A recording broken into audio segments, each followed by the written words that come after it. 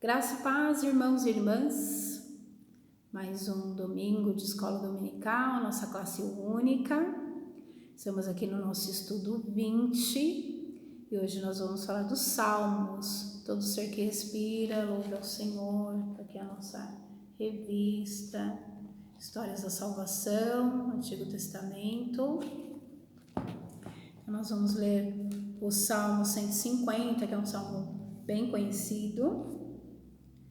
E antes disso, nós vamos fazer uma oração. Oremos.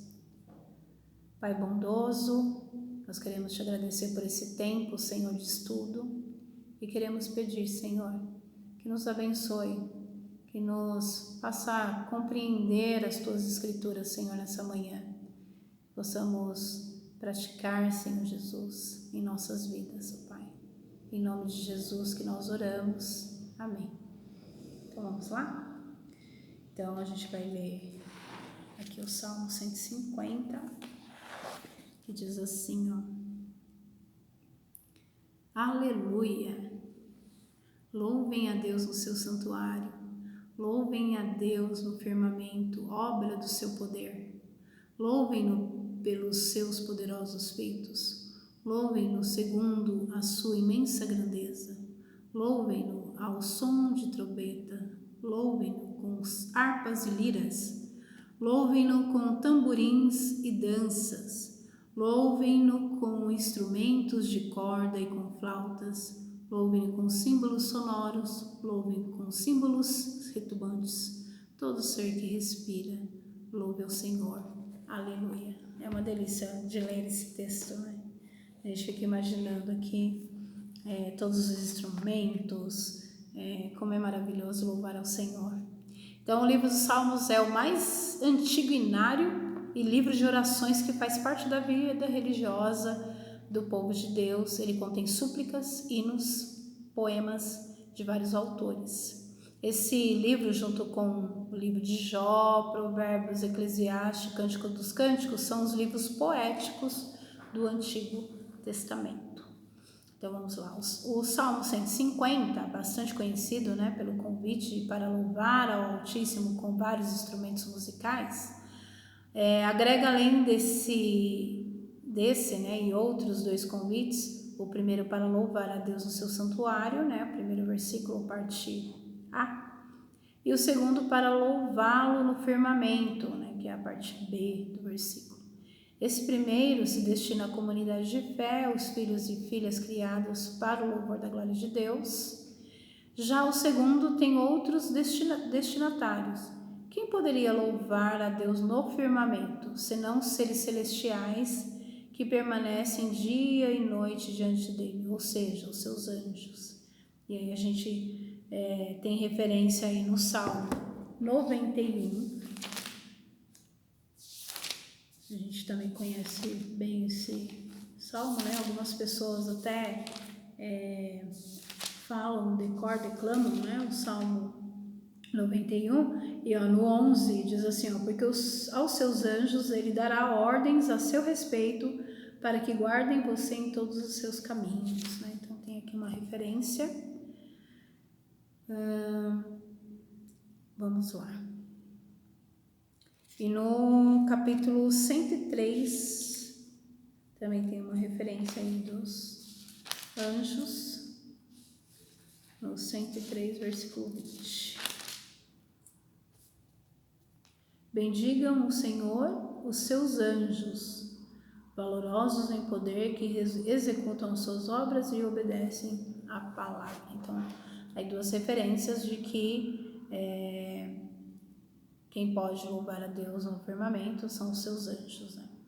Enquanto no Novo Testamento o louvor está ligado ao testemunho da fé, ao mesmo tempo que se adora a Deus no Antigo Testamento, ele é essencialmente comunitário e está ligado diretamente às experiências do dia a dia. Muitas referências quanto a essa definição são encontradas nos livros dos Salmos. Então a gente vê aí, por exemplo, o Salmo 126, que é o versículo tema, né, da nossa igreja, né, Salmo 126, que a gente conhece bem, né, ou deveria nos conhecer bem. Versículo 3, né? De fato, grandes coisas fez o Senhor por nós, por isso estamos alegres, né? Grandes coisas o Senhor tem feito por eles. E é o Salmo 126 é o Salmo da nossa igreja, né? O Salmo. E nós vemos essa referência, né, de adorar ao Senhor. Os cultos no Antigo Testamento, a princípio, não eram realizados em templos, né? Então a gente lembra disso pelo fato do povo hebreu ser um povo nômade, né? Não vivia de tempo em tempo em algum lugar, e a partir de Davi que começa a se pensar na construção de um lugar para o culto. Então até então tinha-se lá o tabernáculo, era uma tenda, e essa tenda lá percorria os lugares onde esse povo ia viver. E aí, a partir de Davi, se começa a pensar aí na construção do templo, e assim os ritos são instituídos. Então, hinos, preces, lamentações, ações de graças, liturgias de entrada, canções individuais de confiança.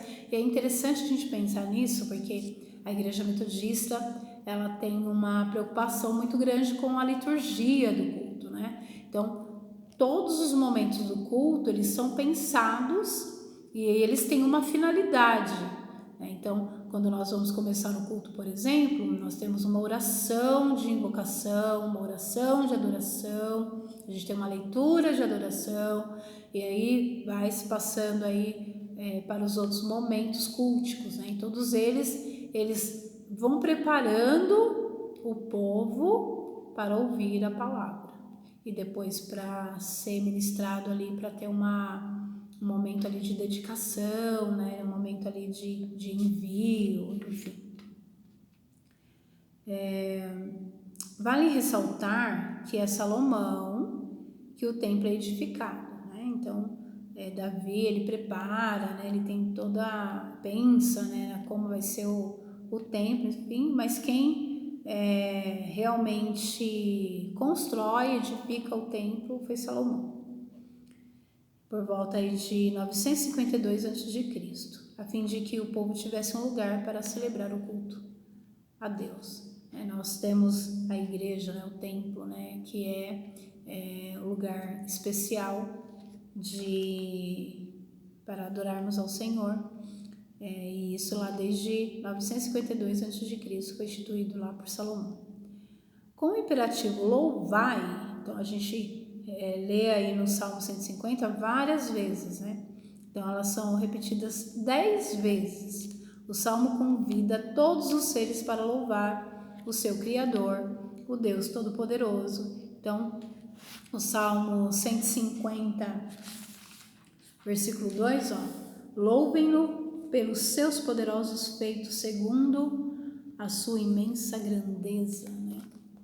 Com esses diversos instrumentos musicais. E esses instrumentos citados eram usados no culto do templo para acompanhar os cânticos. Então vamos pensar hoje.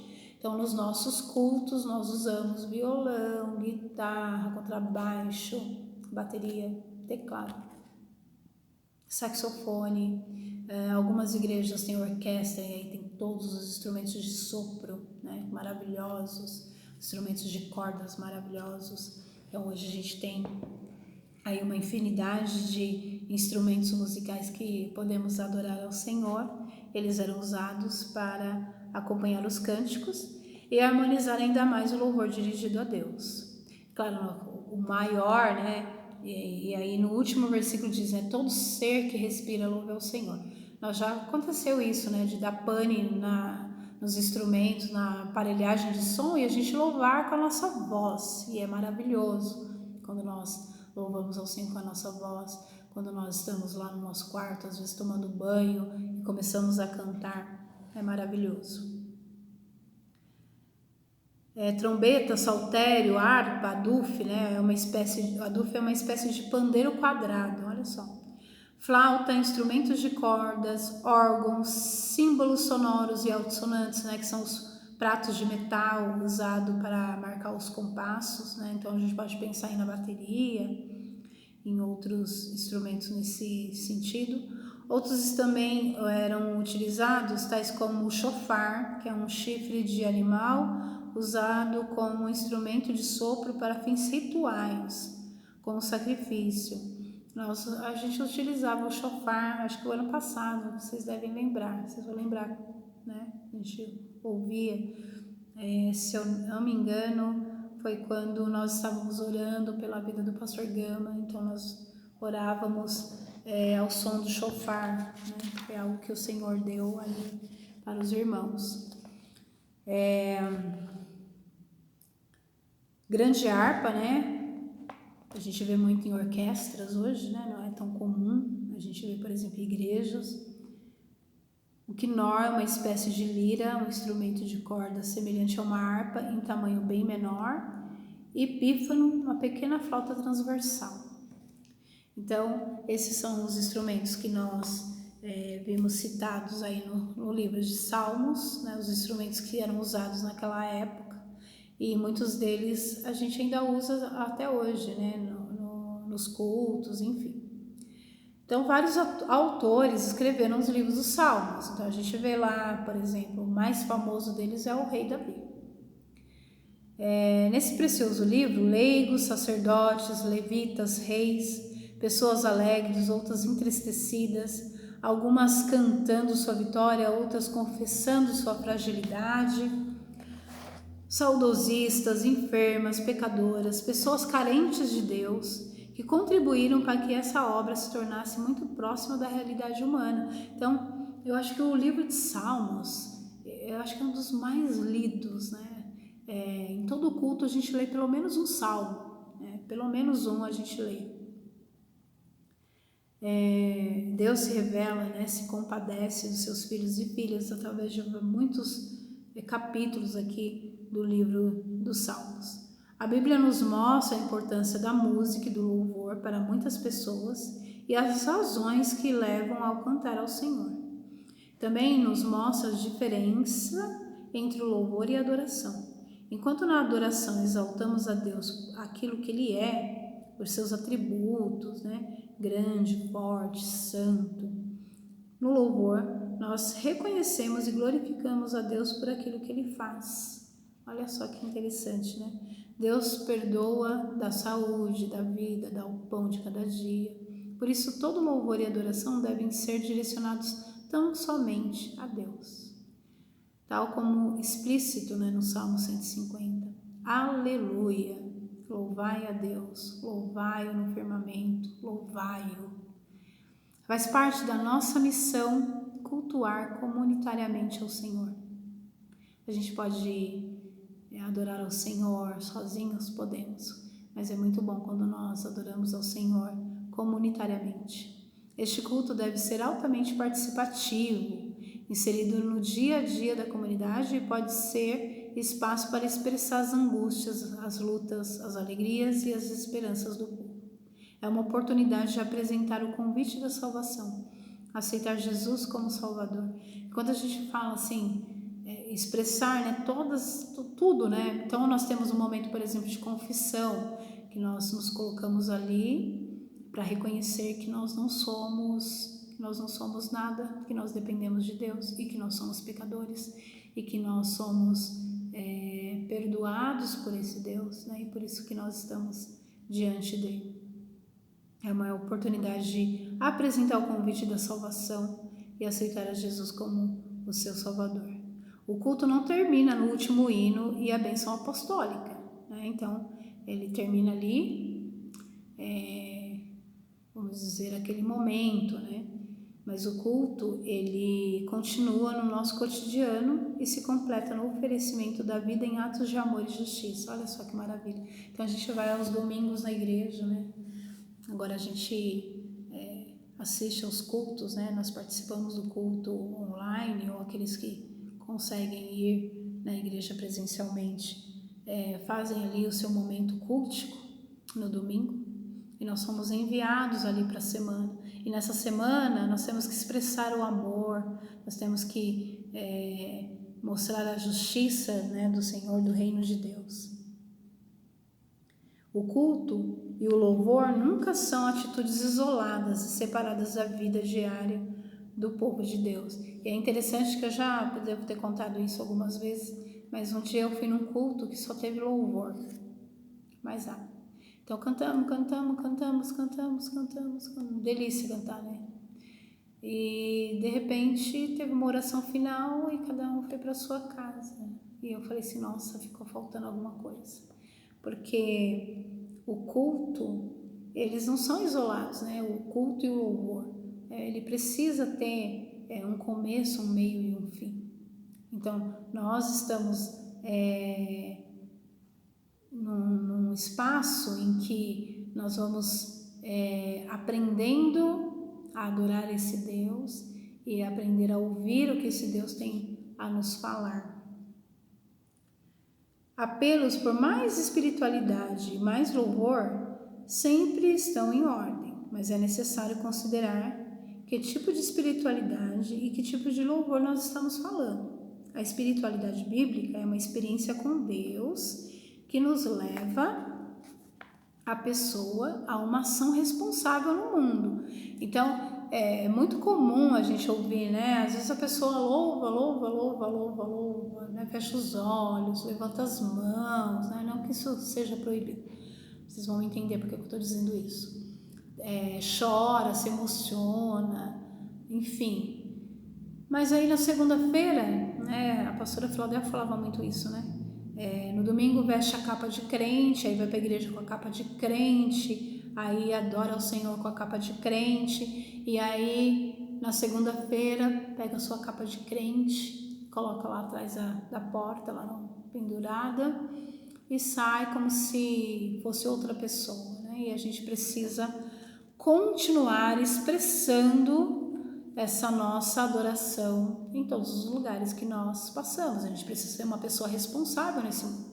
Então, se a gente está vendo uma injustiça, a gente tem que combater a injustiça. Se a gente está vendo falta de amor, a gente tem que colocar ali o amor. Se a gente está vendo a falsidade, a gente tem que colocar lá a verdade. Enfim, né? Nós precisamos dar um tom.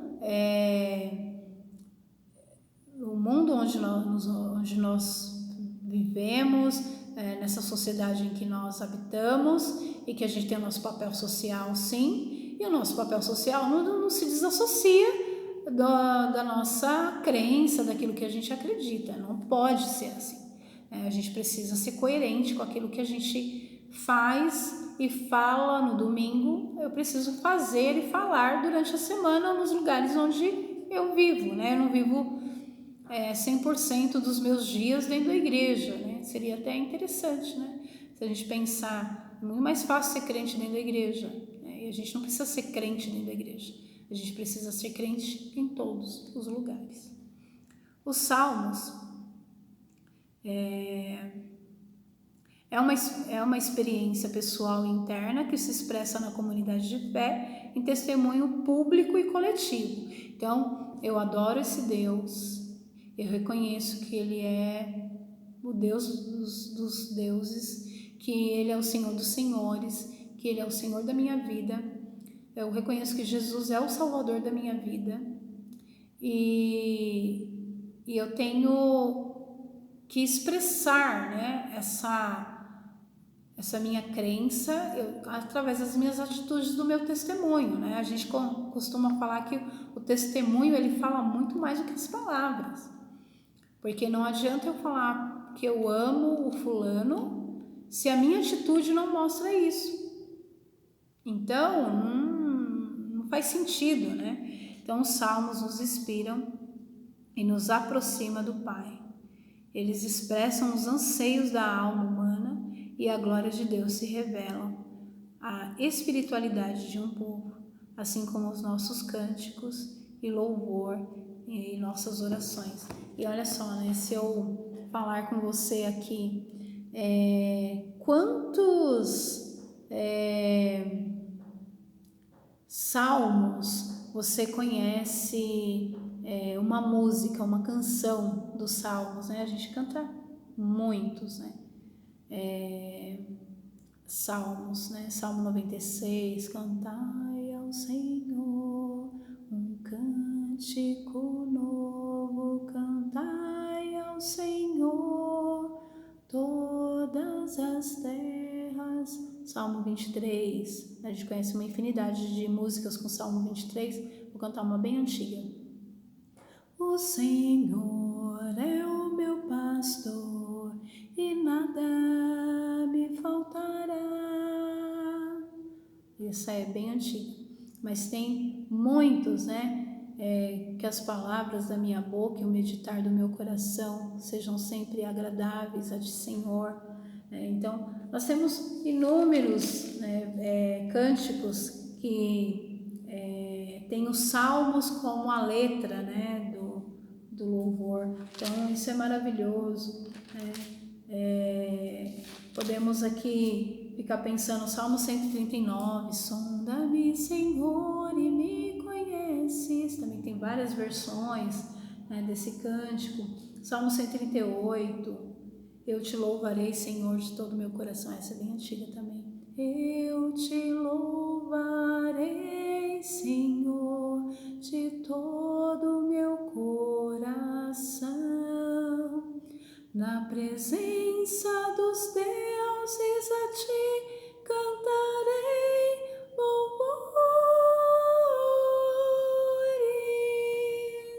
Enfim, nós conhecemos aí vários, nós temos o Salmo 133, que a gente declama, ó quão bom e quão suave é que os irmãos vivem em união. Quão bom e quão maravilhoso é que os irmãos vivam em união. Quão bom e tão maravilhoso é que o Senhor vive em união.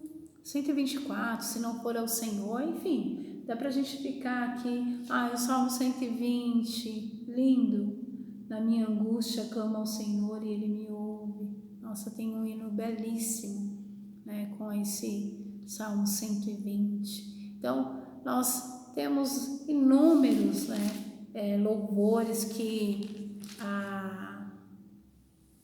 é inspirado aqui nos Salmos, que é uma delícia a gente ouvir. Tem os Salmos que engrandecem ao Senhor, os Salmos que nos coloca diante do Senhor com o nosso coração angustiado, e que o Senhor vai nos tocando, e alguns salmos que nós podemos celebrar, como o Salmo 100, celebrai a Cristo, celebrai com júbilo ao Senhor, todos os moradores da terra. E eu quero fazer uma leitura para a gente terminar, que é do bispo Paulo Lockman, que saiu no Expositor em agosto de 2014. Uma constatação nos nossos dias, palavras do bispo, é que o mercado evangélico se tornou altamente lucrativo para as empresas de produtos musicais. O importante hoje não é o que Deus espera de nós, mas o que a galera gosta, o que me dá prazer. Isso se manifesta na religiosidade em geral. Cada vez mais há pessoas sendo afetadas pela onda evangélica e poucos são realmente transformados por Jesus.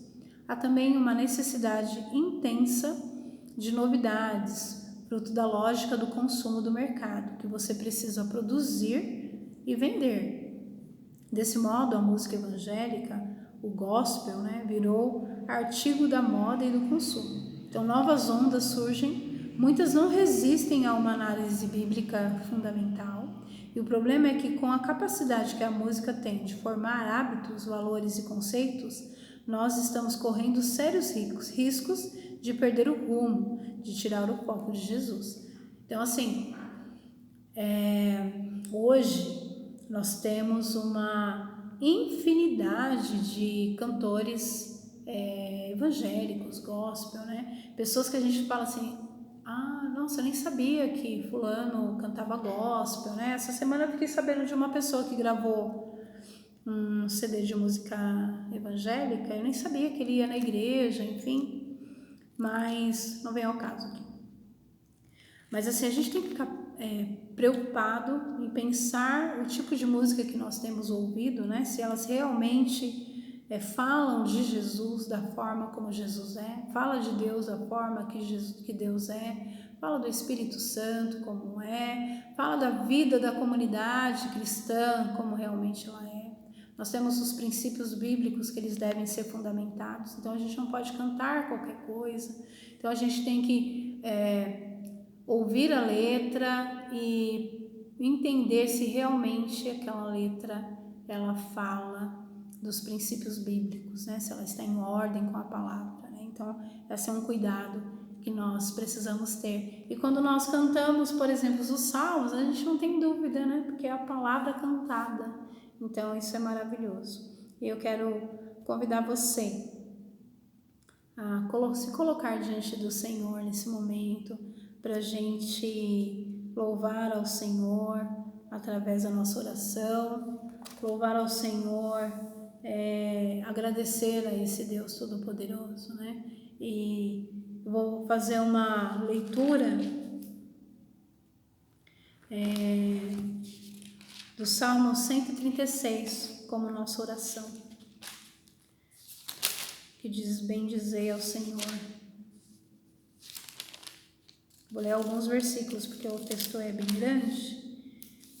Eu vou ler alguns versículos. Então, oremos a palavra. Salmo 136. Deem graças ao Senhor, porque Ele é bom, porque a sua misericórdia dura para sempre. Deem graças ao Deus dos deuses, porque a sua misericórdia dura para sempre.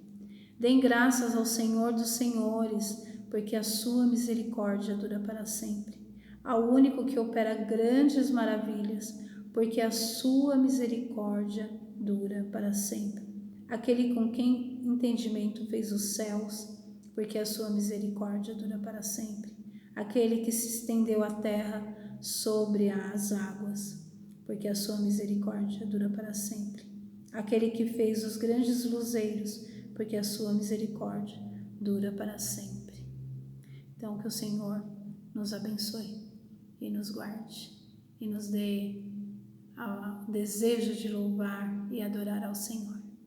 Deus abençoe a sua vida. Fica com Deus. Até semana que vem.